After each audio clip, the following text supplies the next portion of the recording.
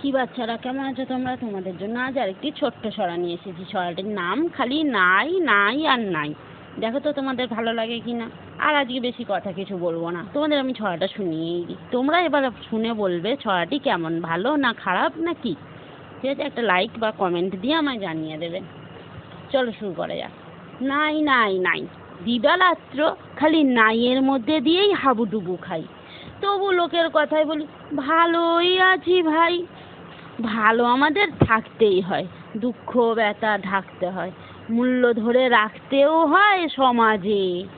হই না নত যথাতথা, মধ্যবিত্ত বলে কথা, বুকের ভিতর কষ্ট রাখি জমাজে।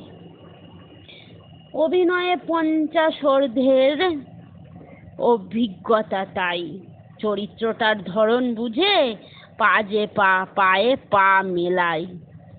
দর্শকেরা বোঝে না কেউ কষ্ট, পেটে খাদ্য নাই,